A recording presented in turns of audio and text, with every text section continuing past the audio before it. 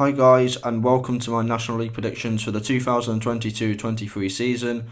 It'll be the first National League season since 2019-20 to include 24 clubs, and so that means 4 relegation places instead of 3 this time around. Before I do begin though, I need to say don't take this to heart. It is my opinions and predictions. We're not going to agree on everything, and we may not even agree on anything at all for that matter. Everyone's opinions will differ, and this prediction is probably going to go wrong. It's just a bit of fun, so like I say, don't take everything to heart. If I place your team low, it's going to probably be wrong anyway. And yeah, without further ado, let's get into the league table. Now, the relegation places were the most difficult to decide, and they took an age to finalise. And I can see it being very tight at the bottom of the table, the closest it's been for quite a few seasons. So at the bottom of the table, I've gone with Maidenhead. The biggest news to come out of York Road this summer is the fact they've lost Josh Kelly, their top scorer. He's gone to Solihull. It has left them with a big gap to fill up front. As usual though, Alan Devonshire has plucked signings from the lower levels, and also Adrian Clifton has returned to the club after 3 years, but them goals from Kelly are going to be quite hard to replace.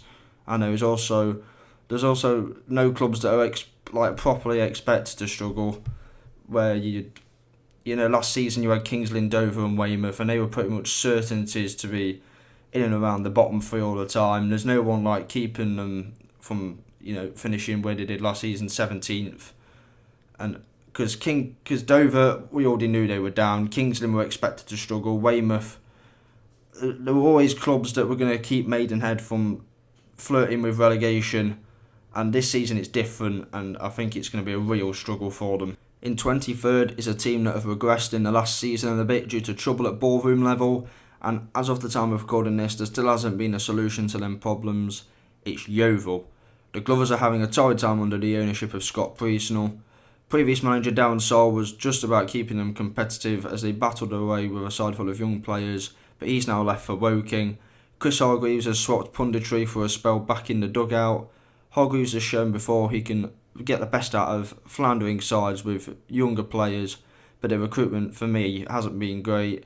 They have kept key players like Josh Staunton, Charlie Wakefield and most crucially Tom Knowles, but I don't think that will be enough. I don't think they'll be able to keep on relying on key individuals, especially as I think their overall squad is quite poor and their recruitment hasn't helped that either. In 22nd, and this is the one where I feel like I'm the most unsure about putting them in the relegation zone, it's Maidstone United. After 3 seasons away, the club from Kent are back in the 5th tier. They had the best defensive record in the National League South last season. They've kept hold of the majority of their squad from their title winning campaign, but whilst I didn't expect them to completely, tear up their team from last season, I mean, why would you after you've just won the league?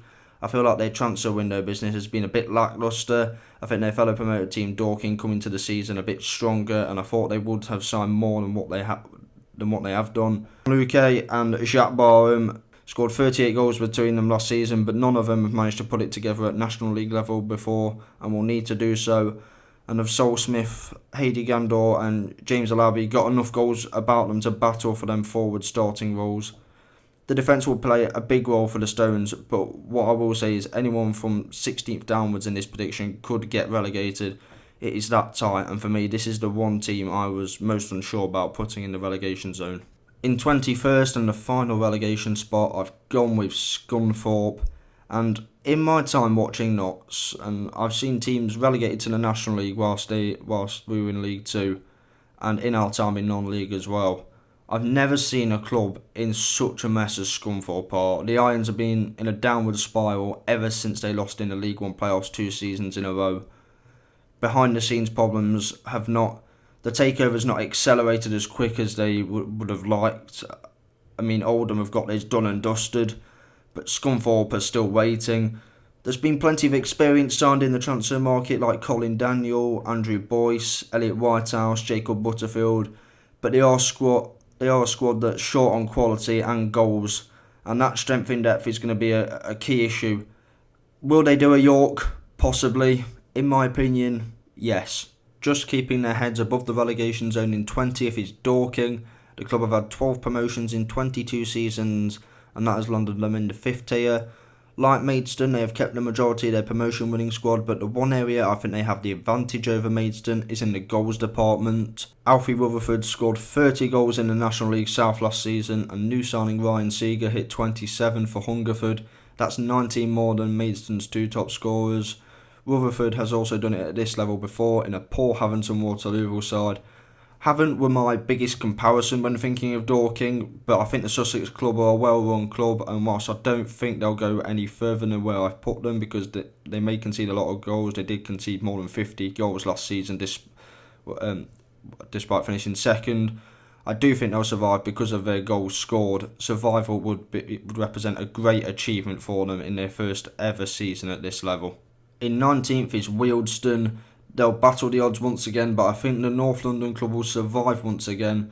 They have a good coach in Stuart Maynard, who always recruits well, despite the budget he has. This summer is no different. Max Kretschmar is a brilliant capture from Woking. Lewis Kinsella is a solid left-back, especially if you can keep him fit. Dom Hutchinson and Matt Young look promising players.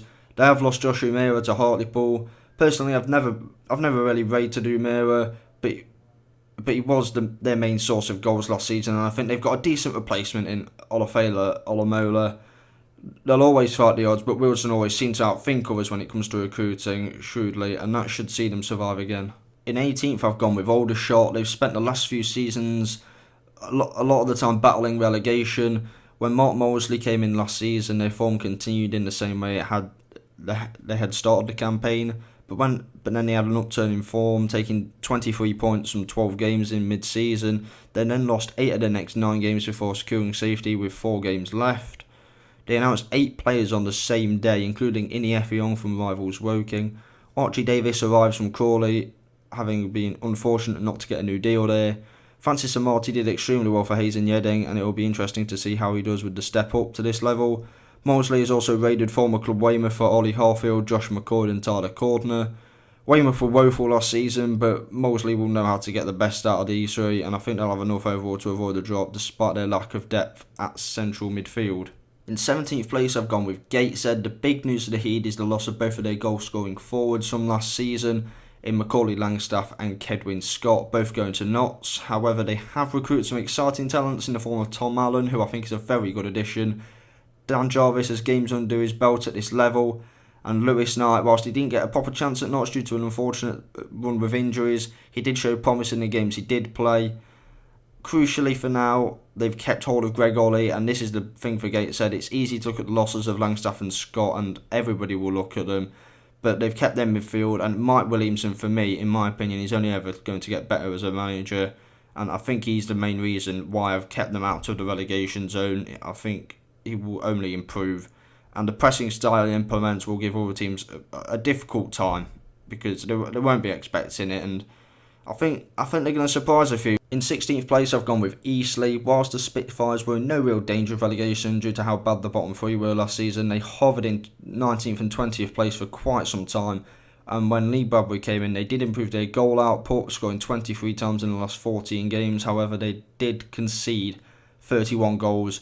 They have signed decently well enough for me to make sure they don't get dragged into any danger. Charlie Carter, if you keep him fit, he's a good player. Aaron Martin returns to the club as well, and Cisse Carter and Jake Escuff could be a good midfield three and has potential to be dangerous. Danny Whitehall has remained at the club, and he up front, and he'll battle for the strike partnership position with Tristan Abrahams. I think they do have enough to avoid the drop, but for me, I don't think they'll end the season with Lee Bradbury as manager. 15th is progress once again for Barnet. They've had a good transfer window as well. The standout is obviously Ben Winter from Torquay, who has been one of the top right backs in the league in the past 2 seasons. Other business includes the signings of Harry Pritchard, Jamal Loza, Dale Gorman, Nicky Kabamba, whilst Moussa Diarra, Jerome Akimo and Danny Collins arrive to bolster the defence, which leaked at an alarming rate last season. And, well, they just, every time, last season, they just seem to be getting battered every week, really. I mean, they had a 5-0 or 6-1 against Notts. Stockport beat them 5-0, Chesterfield beat them 4-1, Wrexham beat them 6-0. I mean, it was insane, the amount of goals they conceded last season. It was like over 80 goals. But I think they will improve this season. The goals conceded is something they must cut it out. They have to finish as comfortably away from the relegation zone as I've put them. They've also kept F1 Mason Clark, which is very important. Still don't know how he hasn't moved up the league to a team further up the National League or even into League 2 for that matter, because he's quite a talented player. In 14th is Altrincham. I did have them a little higher at first, but well, I've had these next 4 teams flopping between 11th and 14th for quite a while. It's a new era for Alty with them turning professional, and they've recruited well. Lewis Baines is a good capture from Chorley, and they've re-signed Jake Cooper on a permanent basis to go with Toby Malarkey in defence, despite Malarkey being rumoured to go to Chesterfield, but he did sign a new deal in the summer. They also have kept Ryan Colclough for now, who is a huge creative outlet for them, especially since now they have lost Dan Mooney to Southend. They've also promoted a few youth academy players to the first team for the coming season. I don't want it to sound cliche, but with the step of going from part-time to full-time, this could be a season of transition for them. But a big step in the way of, making them more competitive at this level and taking the club forward. Rounding out the bottom half in 13th is the second relegated side from the Football League. It's Oldham. The Latics coming to the season finally under new ownership after years of trouble off the pitch. Finally, Abdallah Lamzagam has left and Frankie Rothwell has taken over, and I'm glad it's happened for them because their fans have been through probably just about all there is to go through in football, really. They've gone for experience in the market in the form of Stockport's promotion winning captain from last season, Liam Hogan, as well as Lois Maynard, Chris Porter and Zane Francis Angol. Luke Burgess and Nathan Sharon could turn out to be shrewd pieces of business, but this season could be one about stability for Oldham, adjusting to life in a new league and taking time. And it could take some time for them to adapt, especially after years of regression under previous bad owners. It's going to be a shock for them at first, but it's a shock that's needed. It sometimes just takes a relegation to reset your club. It's happened to previous many ex-league clubs before.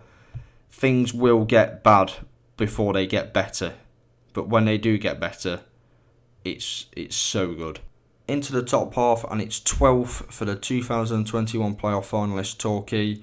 Yet again, they've lost key players this summer, not as many as last year, but the losses of Conor Lemon-High-Evans and Armani Little leave a big hole to fill in the creative and goal-scoring departments, as both players did both roles pretty well.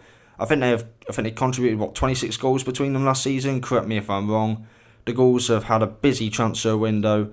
I like the addition of Corey Andrews, who impressed one another older shot, whilst Brett McGavin, Dylan Crowe and Kieran Evans all have the potential to develop. And Gary Johnson has helped develop a lot of talent at Playmore in the last few years, and I think that may help them to a top half finish. In 11th, we have a team who have had a summer that's been as busy as it gets, really. It's Halifax. They've lost their manager Pete Wild to Barrow, and he's took last season's top scorer Billy Waters along with Tyrrell Warren with him to Holker Street. The Shaman have also lost Jay Bent to Lincoln, Kieran Green and Niall Mayer to Grimsby. But they have had a decent. They've brought in some decent players. Manny Dearsaruwe has arrived from Tranmere to try and fill some of the goal scoring gap left by Waters. Festus Arthur is a good addition from Hull and showed promise at this level last time with Stockport. Speaking of Stockport, Halifax have just gone to town with the players signed from Edgeley Park. The most notable being the versatile Jordan Keane, who brings the leadership and toughness needed at this level. Sam Minihan also brings experience, having played over 150 games for the Hatters, and I think he might be suited more to a standard right back role more than having to play right wing back, of which he was for much of the time behind Macaulay Summerton Hale in the pecking order. The big question is though, has the overhaul led to their promotion hopes being slightly diminished for the season? They like I say, they have brought some decent players in, but will it be enough to get into the playoffs? For me, I don't think so. In 10th is newly promoted York City. After trying for what felt like ages, they finally got out the 6th tier, and they didn't mess about at all in the transfer window, as it felt like every day they signed a new player. John Askey took over the Minsterman when they were in mid-table last season, and orchestrated a run to the FA Trophy semi-finals and most importantly promotion. Ryan Fallowfield is a top addition at right back, and Alex Whittle returns to the club, having been one of Chesterfield's best players last season. Gus Mafuta is another impressive signing, as he always seems to be involved in a promotion battle at this level. Bowden and John Lewis provide experience up front and should ensure they are competitive.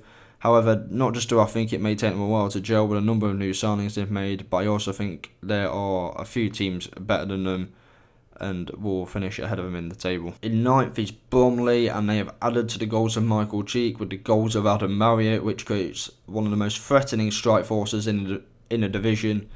Marriott scored 18 for a poor Barnet side last season, whilst Cheek has scored 38 goals in the last 2 National League campaigns. James Vennings has arrived on a permanent deal from Charlton, having impressed on loan last season. They've also retained the services of Corey Whiteley, Harry Forster and Louis Dennis, who on their day are dangerous players, but it is quite a small squad. The Ravens spent a proportion of last season in the top 7, but a run of 3 wins in their last 19 games scuppered any hopes of a playoff finish, and Andy Woodman must ensure that doesn't happen again. In 8th, just missing out on a playoff spot, I've gone with Woking, which is a big jump from last season. Darren Soul joined the Cods near the end of the last campaign and has begun to mould the side in his shape, bringing in players he's worked with before like Luke Wilkinson, Scott Cuthbert and right back Dan Moss. Jim Kellerman had a good season with Chesterfield, and they've also added Football League experience in the form of Sid Nelson and the obvious coup from the summer signings, Padraig Amon, who was prolific at Grimsby and Newport. Overall, I think an improvement will happen, but they may just miss out on a place in the top 7. But it won't be without effort, as you'd expect from any Darren Soul team. They're always hard working and they're always difficult to beat. So, through the power of deduction, you'll realise who is in the top 7, starting off with a team who have come on leaps and bounds since the turn of the year. It's Southend United. Since Ron Martin took a backseat to the running of on-pitch matters, leaving Stan Collymore and John Still to the job of helping Kevin Mayer, the club has moved forward. I think from the turn of the year they picked up like the 2nd or 3rd most points in the league, which is exceptional. The recruitment has also been very good. Lewis Lomas was excellent for Brackley last season, and Gus Scott Morris was one of the standout defenders in the National League South for Hemel Hempstead. Wes Fongook is a player I've always thought well of, and him and Cav Marley could flourish together in the midfield. The big signing of the summer though is obviously Dan Mooney from Alty, one of the best players outside the Football League. They have the capabilities of for a playoff push, and their improvement over the last 7 months shows that. 6th place is Dagenham and Redbridge. Last season, the East Londoners had no problem in finding the back of the net, but it was at the other end of the pitch, and set pieces especially, that caused Daryl McMahon's side problems. They've been quiet in the transfer market. Hopefully the problems caused last season are helped with the signings of Nicola Tavares from Wealdstone and David Longscreen from Grimsby. The only other addition is Omar Musa from Weymouth, but it's also a very important signing, and our midfield looks strong with Mo Sagath and Matt Robinson alongside Musa. Paul McCallum has also stayed as he looks to lead the line again. 5th place is Boreham Wood. Last season they looked like they would comfortably finish in the playoffs. I think they were even top of the league at one point, but their challenge later faded due to their run in the FA Cup. Whilst they did have a strong defence last season, they sacrificed their goal scoring for it, and it caught up to them eventually. They've tried to make sure that isn't a problem this campaign with the additions of Danny Elliott, who scored 19 goals for Boston, and Leon Lovu, who scored 14 goals for Brackley. They have lost Kane Smith, and one of the best right-backs in non-league, to Stevenage. Alfie Egan should help them in transition, and Jack Payne has just recently signed from Crawley. They should have enough to crack the top 7 this time, and for me it's a failure if they don't. The remaining 4 teams they've flip-flopped between their finishing positions, and I think these 4 teams are comfortably the best 4 teams in the division. So in 4th place, I've gone with Solihull Moors. Last season's beaten playoff finalists have crucially kept Joe Sabara and the core of the team that got them to 3rd. Alex Goodger and Callum Howe will once again provide the steal in defence, and Andy Dallas will provide the goals. Alex Reid is a good signing, especially if he can replicate his 16 goals from the 2020-21 season with Stockport. Another impressive addition is obviously Josh Kelly, who arrives from Maidenhead, having scored 15 goals last season for the York Road outfit. There in Sabara, Dallas and Kelly, you've got 3 players who scored 52 goals between them in 2021-22, plus a player in Reid who scored 16 goals 2 seasons ago. That is the sort of final third quality you need to get out of this league. But having done it 1 year with Solihull, can Neil Ardley do it again? Because he couldn't with Notts. 3rd in his first full season, and then we weren't as good in his 2nd season in charge. At Wimbledon in League One, they finished comfortably in mid-table in their first season, but battled relegation in their 2nd season. I do have great respect for Neil though, and I think this top 4 is very difficult to predict because of the qualities each side has. In third, and oh well, here we are. I've gone with Notts. I could make a whole video on us since I support us, but here goes. It really does have to be this year for Notts. There is a great chance to win promotion. Luke Williams has taken over from Ian Birchnell and we've looked excellent in pre-season, and we've adapted to Williams' methods quickly of pressing from the front. In the transfer window, I think we've recruited well too. Whilst we have lost Carl Wotton, who scored 19 goals for us last season, we've brought in Macaulay Langstaff and Kevin Scott from Gateshead, who scored 52 goals between them, and they are just the type of strikers we need to help us to achieve our target of promotion. Langstaff especially looks brilliant with his natural goal scoring ability and pressing. Cal Roberts did recently leave for Aberdeen, which was gutting, but it's a good move for him, and we did get a good fee for him to say he was in his last year of his contract. He did get 16 goals for us last season, but as he's a winger and we play wing backs, it's difficult for us to fit him into the team amongst Rodriguez, who is the more natural fit in the number 10 role in the 3-5-2. Langstaff and Scott. Defensively, Notts conceded far too many soft goals last season. It was the difference between third and fifth in the end. To bolster the back line, we've added Aidan Baldwin from Milton Keynes and Gerardo Bayrami from Kidderminster, and both have impressed so far. Another thing we must improve on and strive to have is a siege mentality and a win games and win promotion no matter what, because the mentality at Notts for too long, no matter at what end of the table we've been at, it's not been strong enough. Like these last 3 National League seasons where we've failed in the playoffs, where we've faltered and fell at the final hurdle. There needs to be a change in mentality to get us over the line. I still think we need additions in the window. I think there might be, at the time of this when we're recording it, it's the 30th of July. I think we still need maybe a centre mid, a goalkeeper, and then maybe potentially a striker or goal or a left wing back. Second is Chesterfield. Last season they spent quite a bit of time at the top of the league before faltering mid-season and eventually finishing 7th. Ollie Banks returns to the Technique Stadium after 6 years away, and Paul Cook will look to get the best out of him like he did before when he was playing for them in League One. And to partner him, they've added Darren Aldaker from newly promoted Dorking. There's also been quite a few fullbacks added to the squad, including Bailey Clements and Brandon Horton on the left and Raheem Shackelford on the right.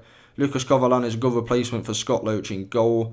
Armando Doba is a player I think will tear it up at this level, and George Cooper arrives with plenty of Football League experience under his belt. The Spyrites must hope that Kabongo Shamanga comes back in full scoring form if they are to really have a go at the league title, firing on all cylinders. However, I do think the team I have in first place have a better squad, and that team is Wrexham. The absolute carnage in the playoffs ended their promotion hopes, and whilst they have only just made their 4th summer signing, it may be 5 by the time this comes out if they do sign Sam Dolby. They haven't really needed to add much due to the fact they were consistent from around mid-February onwards, winning 10 games in 12, which rocketed them into the title picture. In most other years they would have won the league, but Stockport were just something else, despite it going to the final day.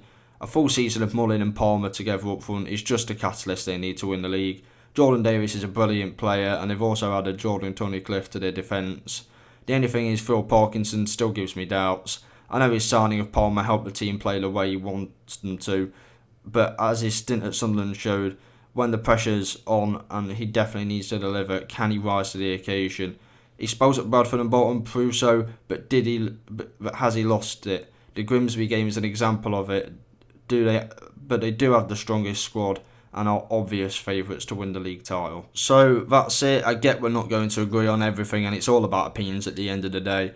We like a good talk about football, but let's not go over the top. Let's enjoy the show with another season of chaos in the 5th tier, because let's be honest, there's no league like it at all. Notts fans, I will not be at the first 3 games of the season. I won't be at Maidenhead, Bournemouth or Gateshead because I'm away. But I will be back from the 4th game onwards. And yeah, that's all there is to it. So if there's no vlog for them 3 games, you know why. But anyways, thanks for watching. Stay subscribed if you want to subscribe. Subscribe if you're new. Be safe, be champions. And as always, Toulouche.